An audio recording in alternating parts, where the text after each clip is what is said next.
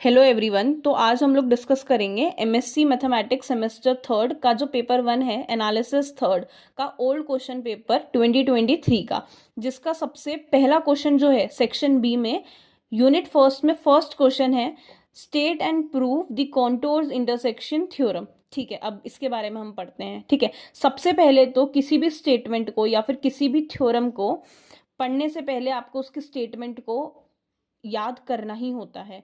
मतलब इस तरह से याद कर लेना कि आपको स्टेटमेंट, मतलब आप ऐसे बता दो स्टेटमेंट तो ठीक है, तो इस स्टेटमेंट को आप एकदम से याद कर लेना। ठीक है, देखते हैं स्टेटमेंट क्या है। If f n n belongs to capital N, यहाँ पर कैपिटल एन जो है वो हमारा नेचुरल नंबर है, be a decreasing sequence of a close subset of a complete metric space x d such that limit n tends to infinity summation fn is equals to 0, then intersection n is equals to 1 to infinity fn contains exactly the 1 point। ठीक है, तो अब इसमें basic सा बता देती हूँ आप लोगों को कि ये जो है ये और ये और ये हमें गिवन है। ये क्या है? ये जो fn है, fn हमारा एक डिक्रीजिंग सीक्वेंस है इस xd का।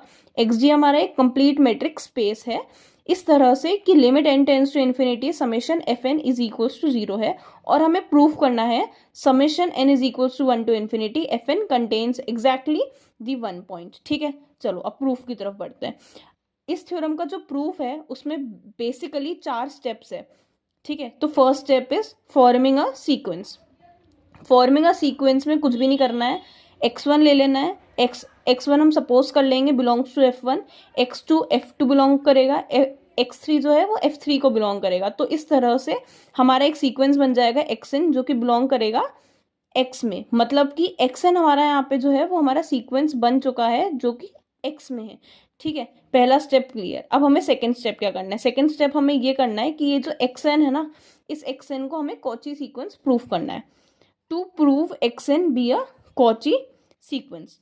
ठीक है, now let us assume the epsilon be any number which is greater than 0। ठीक है, अब हम लोग गिवन डेट से अब हम लोग इससे आंसर लाने की कोशिश करते हैं। ठीक है, सबसे पहले तो जब आप थ्योरम को प्रूफ करना स्टार्ट करते हो ना, तो आपको ये एकदम बेसिक सी चीज़ है कि आपको ये पता होना चाहिए कि थ्योरम में हमें जो भी चीज़ें गिवन होती है ना, उन्हीं गिवन चीज़ों को हम सॉल्व करते करते करते करते उसमें हम कंसेप्ट लगाते लगाते लगाते लगाते उसका हमें जो प्रूफ करना होता है वो हमें मिल जाता है।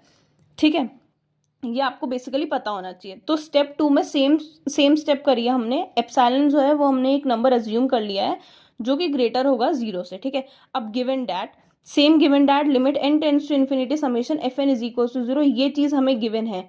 देखो ये चीज़ हमें गिवन है। ठीक है, तो अब हम यहाँ से ये हमने गिवन यहाँ से ले लिया। उसके बाद for all epsilon is greater than 0 there exist the n not belongs to n such that small n which is greater than equals to n naught such that d of mod में आ जाएगा पूरा summation of f n comma 0 is less than epsilon. Second step में ये वाला 0 हटके दोनों mod में आ जाएगा summation f n is less than epsilon, और ये मॉड हटके summation f n is less than epsilon करके ये फर्स्ट पॉइंट हमारा हो जाएगा।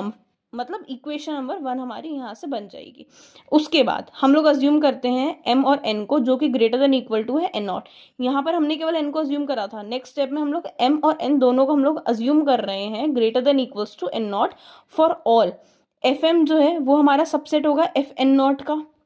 ठीक है, एफ एन जो है वो भी हमारा सबसेट होगा एफ एन नॉट का। तो ये जो एक्स एम है, एक्स एम तो बिलोंग करेगा ना एफ एन को। हमने फर्स्ट इससे प्रूफ करा है कि जो एक्स वन है वो हमारा बिलोंग करेगा एफ वन को, एक्स टू हमारा बिलोंग करेगा एफ टू को। तो सेम यहाँ पर एक्स एम हमारा किसको बिलोंग करेगा? एफ एम को। और अभी हमने यहाँ पे देखा कि एफ एम सबसेट है एफ एन नॉट का। तो x m belongs to f m which is a subset of f n not, and similarly x n is a subset of xn belongs to fn which is a subset of f of n naught, right? So f of m comma f of xn belongs to f of n naught। basically xm और xn जो है वो f of n naught को belong करेंगे। similarly वही जो हमने पहले करा था यहाँ पे भी करेंगे। d of xm comma xn is less than equals to summation f of n not, और यहाँ पे हमारी इक्वेशन नंबर हमें 1 से ये पता है कि ये summation f n is less than epsilon होगा, तो समेशन एफ एन नॉट भी लेस देन एप्सिलॉन होगा। मतलब यहाँ पे जो है ना, ये हमारा बेसिकली हो जाएगा समेशन लेस देन एप्सिलॉन। हाँ जी, तो ये हमारा आ गया लेस देन एप्सिलॉन। तो हमें यहाँ से ये प्रूव हो गया कि एक्सन जो है वो हमारा एक कॉची सीक्वेंस है। नाउ दी स्टेप थर्ड ये है कि use of completeness of x. हमें ये पता है कि एक्स जी जो था वो हमारा एक कंप्लीट मैट्रिक्स स्पेस था, तो एक्स की जो कंप्लीटनेस है हम यहाँ पर उसे यूज कर रहे हैं। ठीक है, अब इसमें ये लिखा हुआ है कि एक्स जो है वो हमारा कंप्लीट है, और एक्सन हमने कॉची सीक्वेंस प्रूव कर लिया है जो कि एक्स पे ही है। ठीक है, तो इस एक्सन का कुछ ना कुछ पार्ट इस एक्स में कन्वर्ज हो रहा होगा, तो उस कुछ पार्ट को जो कि एक्स में कन्वर्ज हो रहा है उसे हमने ए अज्यूम कर लिया। तो फिर limit n tends to infinity x n is equals to a, जहां से हमें हमारी इक्वेशन नंबर सेकंड मिल गई। अब जो मेन पार्ट है थ्योरम का जो कि हमें प्रूफ करना था, वो अब हम प्रूफ करेंगे स्टेप नंबर 4 में, that is to prove the intersection n is equals to 1 to infinity f n is equals to a. Now let if possible summation n is equals to 1 to infinity f n जो है वो हमारा not equals to ए। अच्छा ठीक है, अब आपको ये अगर डाउट हो रहा हो कि हमें वहां पे ये प्रूफ करना था कि ये जो intersection n is equals to 1 to infinity f n है उसमें एग्जैक्टली 1 पॉइंट ही है। अब यहाँ पर इक्वल टू ए क्यों बोला? क्योंकि यहाँ पर हमने देखा कि ये जो ए है ना, ये कुछ पार्ट ही तो है ना एक्सन का। ठीक है, तो यहाँ पर हमने ए ले लिया, इसलिए हमने इसको इक्वल्स टू ए कर लिया। अब हमने ये अज्यूम करा कि ये इक्वल्स टू ए नहीं हो सकता है। ठीक है, यहाँ पर फिर हमने के अज्यूम करा that belongs to n such that a belongs to f k. अब ए अगर बिलोंग कर रहा है एफ के को, तो ए बिलोंग करेगा एफ के सी को।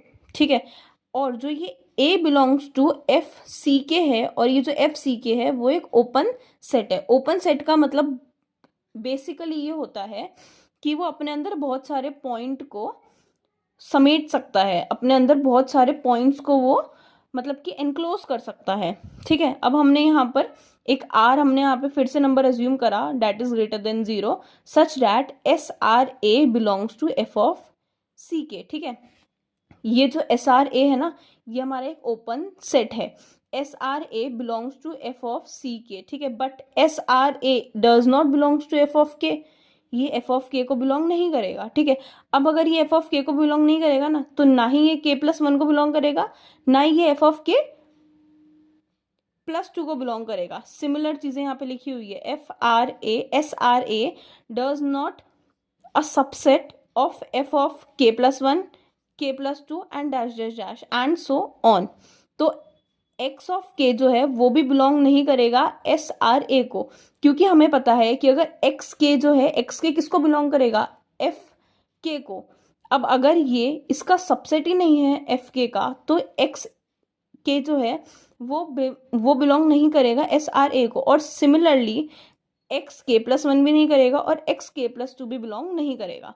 ठीक है, मतलब कि ये बात है कि इसमें इस वाले पॉइंट को, इस वाले पॉइंट को और इस वाले पॉइंट को, इन तीनों पॉइंटों को एस आर ए ने अपने अंदर समेटा नहीं, अपने अंदर इनको एनक्लोज नहीं करा।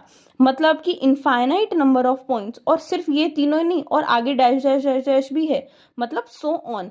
मतलब कि इनफाइनाइट नंबर ऑफ पॉइंट को does not contain in the open sphere S r a. मतलब कि ये हमारा कॉन्ट्रडिक्ट हो गया, क्योंकि अगर एस आर ए हमारा ओपन स्फेयर है तो वो कितने भी पॉइंट्स को अपने अंदर एनक्लोज कर सकता है, बट इसने तो अपने अंदर एनक्लोज ही नहीं करा, मतलब कॉन्ट्रडिक्शन आ गया।